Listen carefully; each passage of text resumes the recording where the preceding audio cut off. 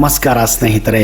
ವರ್ಷದಲ್ಲಿ 7 ಜಾತ್ರೆ ನಡೆಯುವ ಏಕೈಕ ಪುಣ್ಯಕ್ಷೇತ್ರವಿದು. ಇಲ್ಲಿಯೇ ಶ್ರೀಮನ್ನಾರಾಯಣ ಪರಶುರಾಮನ ಅವತಾರ ಎತ್ತಿ ತಪಸ್ಸನ್ನು ಆಚರಿಸಿದಂತಹ ಪುಣ್ಯಕ್ಷೇತ್ರ. ಇಲ್ಲಿರುವ ಜೋಗುಳದ ಬಾವಿ ಹಿಂದೆ ಹಲವಾರು ನಿಗೂಢ ರಹಸ್ಯಗಳಿವೆ. ಇಂತಹ ಹಲವಾರು ಕುತೂಹಲಗಳನ್ನು ಹೊಂದಿರುವಂತಹ ಯಲ್ಲಮ್ಮನ ಗುಡ್ಡದ ಬಗ್ಗೆ ಇವತ್ತು ನಿಮಗೆ ಸಂಪೂರ್ಣವಾದಂತಹ ಮಾಹಿತಿಯನ್ನು ಕೊಡಲು ಹೋಗ್ತಾ ಇದ್ದೀನಿ. ಒಂದು ವೇಳೆ ನೀವು ಈ ಚಾನಲನ್ನು ಇನ್ನೂ ಸಬ್ಸ್ಕ್ರೈಬ್ ಮಾಡದೇ ಇದ್ದರೆ ದಯವಿಟ್ಟು ಈಗಲೇ ಸಬ್ಸ್ಕ್ರೈಬ್ ಮಾಡಿ, ಜೊತೆಗೆ ಬೆಲ್ ಐಕನ್ ಕೂಡ ಪ್ರೆಸ್ ಮಾಡಿ.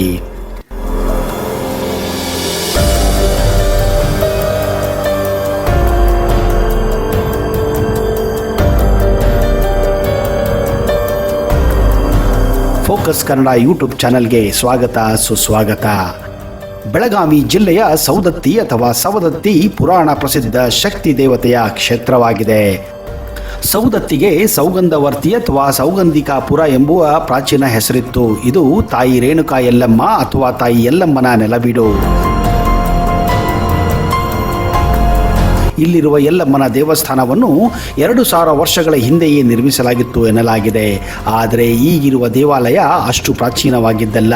ಇದನ್ನು 1514ರಲ್ಲಿ ಬಾಗಿ ಬೋಮಪ್ಪ ನಾಯಕ ಇದನ್ನು ಕಟ್ಟಿಸಿದನೆಂದು ತಜ್ಞರ ಅಭಿಮತವಾಗಿದೆ. ಅಲ್ಲದೆ ದೇವಾಲಯದಲ್ಲಿರುವ ದೇವತೆ ಪದ್ಮಪುಷ್ಪಪಾಣಿಯಾದ ಯಕ್ಷ ಪದ್ಮಾವತಿ ಎಂದು ಕೆಲವು ಸಂಶೋಧಕರು ಅಭಿಪ್ರಾಯಪಟ್ಟಿದ್ದಾರೆ.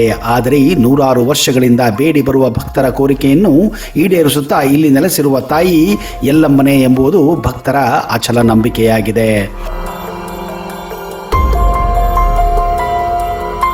ಜನಪದರು ಯಲ್ಲಮ್ಮನಿಗೆ ಉದೋ ಉದೋ ಅನ್ರಪ್ಪ ಅಂತ ಹಾಡಿದ್ದಾರೆ. ತಾಯಿಯ ಮಹಿಮೆಯನ್ನು ಕೊಂಡಾಡಿದ್ದಾರೆ. ಚಾಲುಕ್ಯ ಹಾಗೂ ರಾಷ್ಟ್ರಕೂಟದ ವಾಸ್ತುಶಿಲ್ಪದಲ್ಲಿರುವ ದೇವಾಲಯದ ಗರ್ಭಗುಡಿಯಲ್ಲಿ ಪ್ರತಿಷ್ಠಾಪಿಸಲಾಗಿರುವ ಯಲ್ಲಮ್ಮನಿಗೆ ವೀರಶೈವ ಸಂಪ್ರದಾಯದಂತೆ ನಿತ್ಯ ಇಲ್ಲಿ ಪೂಜೆ ನಡೆಯುತ್ತದೆ. ಯಲ್ಲಮ್ಮ ದೇವಾಲಯಕ್ಕೆ ಎಲ್ಲ ಜಾತಿ ಮತ ಪಂಥದ ಭಕ್ತರು ಆಗಮಿಸುವುದು ಒಂದು ವಿಶೇಷ. ನಿತ್ಯವೂ ಇಲ್ಲಿಗೆ ಹೊಸ ಹೊಸ ಭಕ್ತರು ಬರುವುದು ಮತ್ತೊಂದು ವಿಶೇಷ. ಯಾಕಂದರೆ ಅಷ್ಟೊಂದು ಶಕ್ತಿಶಾಲಿಯಾಗಿದ್ದಾಳೆ ಇಲ್ಲಿನ ಯಲ್ಲಮ್ಮ. ಯಾವ ದಿನ ನನ್ನ ದೇವಾಲಯಕ್ಕೆ ಹೊಸ ಭಕ್ತರು ಬರೋದಿಲ್ಲವೋ ಅಂದು ತಾನಲ್ಲಿ ಇರುವುದಿಲ್ಲ ಎಂದು ತಾಯಿ ಹೇಳಿದ್ದಾಳೆಂದು ಇಲ್ಲಿನ ಭಕ್ತರ ಅಚಲ ನಂಬಿಕೆಯಾಗಿದೆ. ಮಂಗಳವಾರ ಹಾಗೂ ಶುಕ್ರವಾರಗಳಂದು ದೇವಾಲಯದಲ್ಲಿ ವಿಶೇಷ ಪೂಜೆ ನಡೆಯುತ್ತದೆ. ಪ್ರತಿ ಹುಣ್ಣಿಮೆಯ ದಿನವಂತೂ ಜನ ಜಾತ್ರೆಯೇ ನೆರೆದಿರುತ್ತದೆ. ಬನದ ಹುಣ್ಣಿಮೆ, ಭಾರತ ಪೂರ್ಣಿಮೆ ಅಥವಾ ಭರಾತನ ಹುಣ್ಣಿಮೆಯ ದಿನ ಇಲ್ಲಿ ಲಕ್ಷಾಂತರ ಭಕ್ತರು ಸೇರಿ ದೊಡ್ಡ ಜಾತ್ರೆಯನ್ನೇ ಆಚರಿಸುತ್ತಾರೆ. ವರ್ಷದಲ್ಲಿ 7 ಜಾತ್ರೆ ನಡೆಯುವ ವಿಶೇಷ ಕ್ಷೇತ್ರ ಇದಾಗಿದೆ. ನಿತ್ಯ ಪುರಾಣಗಳ ರೀತ್ಯ ಭೂಮಿಯಲ್ಲಿ ದಶಾವತಾರನೆತ್ತಿದ ಶ್ರೀಮನ್ನಾರಾಯಣ ಪರಶುರಾಮನ ಅವತಾರ ಎತ್ತಿ ಇಲ್ಲಿ ನೆಲೆಸಿ ತಪಸ್ಸನ್ನು ಆಚರಿಸಿದ್ದನು. ಪರಶುರಾಮನ ತಂದೆ ಜಮದಾಗ್ನಿ ಮಹರ್ಷಿ ಹಾಗೂ ಪರಶುರಾಮನ ತಾಯಿ ರೇಣುಕಾದೇವಿ ಇಲ್ಲಿ ಆಶ್ರಮ ವಾಸಿಗಳಾಗಿದ್ದರು.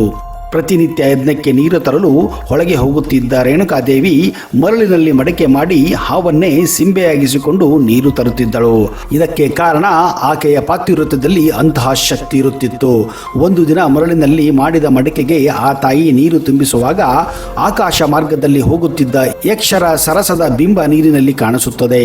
ದೇವಾನು ದೇವತೆ ಯುವತಿಯರು ಜಲಕ್ರೀಡೆ ಆಡುವುದನ್ನು ನೋಡಿ ಮೋಹಿತಳಾಗುತ್ತಾಳೆ. ಹೀಗಾಗಿ ಅವಳು ತರುತ್ತಿದ್ದ ಆ ಮಡಿಕೆಯ ನೀರು ಕರಗಿ ಹೋಗುತ್ತದೆ. ಮತ್ತೆ ಮರಳಿನಲ್ಲಿ ಮಡಿಕೆ ಮಾಡಲು ಸತತ ಪ್ರಯತ್ನ ಮಾಡಿದರೂ ಅದು ಫಲಕಾರಿಯಾಗುವುದಿಲ್ಲ. ಇದೆಲ್ಲವೂ ತನ್ನ ದಿವ್ಯ ದೃಷ್ಟಿಯಿಂದ ನೋಡಿ ಕುಪಿತನಾದ ಜಮದಾಗ್ನಿ ತನ್ನ ಪತ್ನಿಗೆ ಶಾಪ ನೀಡುತ್ತಾನೆ. ಶಾಪಗ್ರಸ್ತೆಯಾದ ರೇಣುಕೆಯ ಮೈಯನ್ನು ತೊನ್ನು ಆವರಿಸಿ ಕುಷ್ಠರೋಗಿಯಾಗುತ್ತಾಳೆ. ಆಶ್ರಮದಿಂದಲೂ ಆಕೆಯನ್ನು ಹೊರಗೆ ಹಾಕಲಾಗುತ್ತದೆ.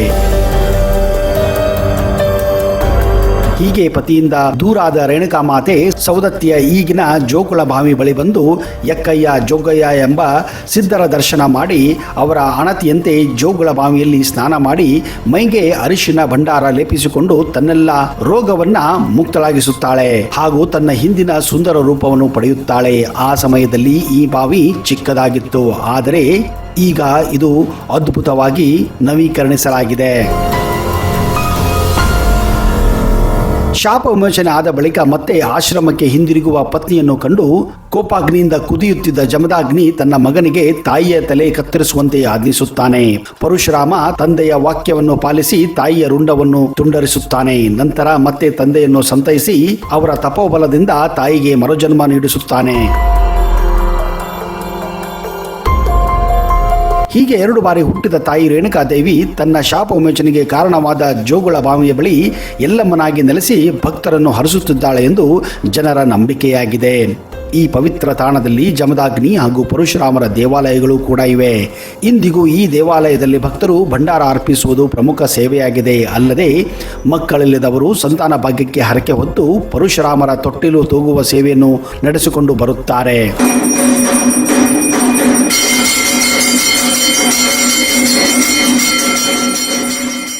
ಸೌಗಂಧವರ್ತಿ ಅಥವಾ ಸೌಗಂಧಿಕಾಪುರ ಎಂಬುವ ಪ್ರಾಚೀನ ಹೆಸರು ಇದಾಗಿತ್ತು. ಇದು ತಾಯಿ ರೇಣುಕಾ ಯಲ್ಲಮ್ಮ ಅಥವಾ ತಾಯಿ ಯಲ್ಲಮ್ಮನ ನೆಲವೀಡು. ಇಲ್ಲಿರುವ ಯಲ್ಲಮ್ಮನ ದೇವಸ್ಥಾನವನ್ನ ಸುಮಾರು 2000 ವರ್ಷಗಳಷ್ಟು ಹಿಂದೆಯೇ ನಿರ್ಮಿಸಲಾಗಿತ್ತು ಎನ್ನಲಾಗಿದೆ. ಆದರೆ ಈಗಿರುವ ದೇವಾಲಯ ಅಷ್ಟು ಪ್ರಾಚೀನವಾಗಿದ್ದಲ್ಲ. ಇದು ಕ್ರಿಸ್ತಿಶಕ 1514ರಲ್ಲಿ ಬಾಗಿ ಬೊಮ್ಮಯ್ಯ ನಾಯಕ ಇದನ್ನು ಕಟ್ಟಿಸಿದನೆಂದು ತಜ್ಞರ ಅಭಿಮತವಾಗಿದೆ. ಅಲ್ಲದೆ ಈ ದೇವಾಲಯದಲ್ಲಿರುವ ದೇವತೆ ಪದ್ಮಪುಷ್ಪಿಣಿಯಾದ ಯಕ್ಷಿ ಪದ್ಮಾವತಿ ಎಂದು ಕೆಲವರು ಸಂಶೋಧಕರು ಅಭಿಪ್ರಾಯ ಪಟ್ಟಿದ್ದಾರೆ.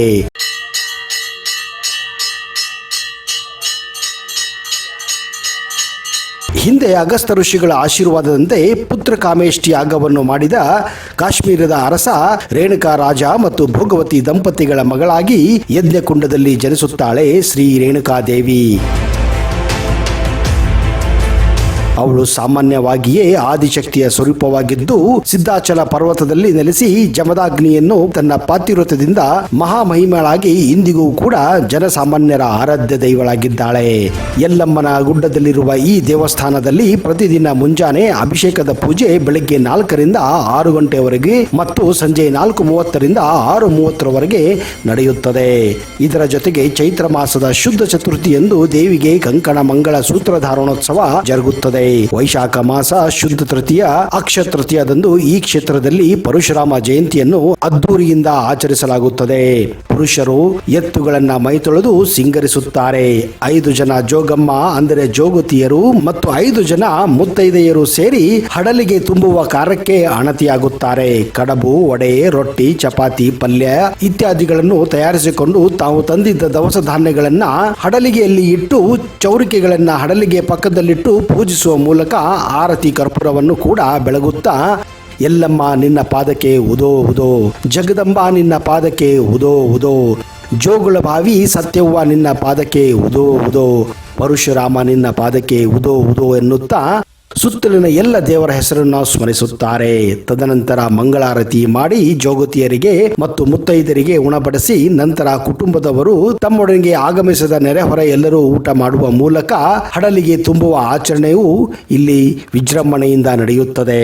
ಇದು ದೇವಾಲಯದ ಆವರಣಕ್ಕೆ ಮಾತ್ರ ಸೀಮಿತವಾಗದೆ ತಮ್ಮ ತಮ್ಮ ಊರುಗಳಲ್ಲಿ ತಮ್ಮ ತಮ್ಮ ಮನೆಗಳಲ್ಲಿ ಮಾಡುವ ಅದ್ದೂರಿ ಆಚರಣೆಯಾಗಿದೆ. ದೀಪ ಹಚ್ಚುವ ಪರಂಪರೆ ಪುರಾತನವಾದದ್ದು. ಸಾಮಾನ್ಯವಾಗಿ ಎಲ್ಲ ಭಕ್ತರು ತಾವು ಬೇಡಿಕೊಂಡ ಸಂಗತಿ ಈಡೇರಿದರೆ ದೇವಿಗೆ ದೀಪ ಹಚ್ಚುವುದಾಗಿ ಇಲ್ಲಿ ಹರಕೆ ಸಲ್ಲಿಸುತ್ತಾರೆ. ಅದರಂತೆ ಇಚ್ಛಿತ ಸಂಗತಿ ಫಲಶ್ರುತಿಯಾದಾಗ ದೇವಾಲಯಕ್ಕೆ ಬಂದು ದೀಪ ಹಚ್ಚಿ ಹೋಗುತ್ತಾರೆ. ಈ ದೀಪ ಹಚ್ಚುವುದರಲ್ಲಿ 2 ವಿಧ, ಒಂದು ಎಣ್ಣೆಯ ದೀಪ, ಇನ್ನೊಂದು ತುಪ್ಪದ ದೀಪ.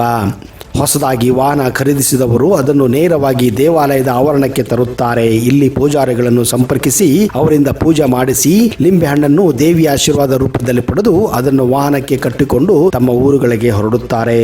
ತಮಗೆ ಒದಗಿರುವ ಕಷ್ಟ ಪರಿಹರಿಸಿದರೆ ದೀಢ ನಮಸ್ಕಾರ ಅಥವಾ ಉರುಳು ಸೇವೆ ಮಾಡುವುದಾಗಿ ಹೊರಕೆ ಹೊತ್ತು ಭಕ್ತರು ದೀಢ ನಮಸ್ಕಾರವನ್ನು ಕೂಡ ಹಾಕುತ್ತಾರೆ.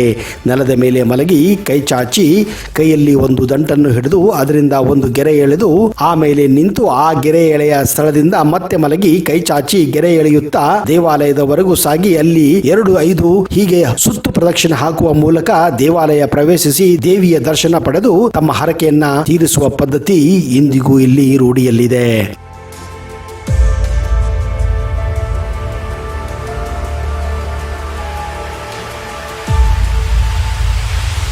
ಇನ್ನು ಕೆಲವರು ಉರುಳಿಸುವ ಮೂಲಕ ಈ ರೀತಿ ಹರಕೆ ತೀರಿಸುತ್ತಾರೆ.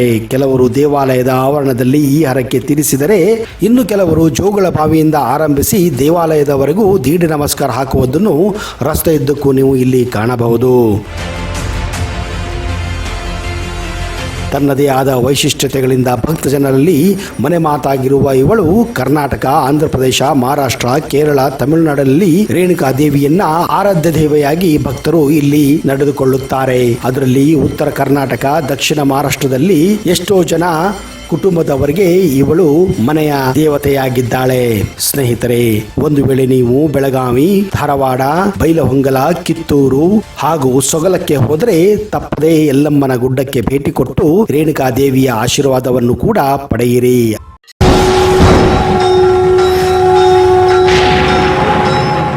ಶ್ರೀ ಮಹಾಪ್ರತ್ಯಂಗಿರ ಚೌಡೇಶ್ವರಿ ಜ್ಯೋತಿಷ್ಯ ಫಲ ಪಂಡಿತ್ ವೈದ್ಯಮೋಡಿ ರಾಮಜ್ಜ ಶ್ರೀ ಆಂಜನೇಯ ಸ್ವಾಮಿಯ ಆರಾಧಕರು, Indian famous astrologer. Get 100% solution to all your problems.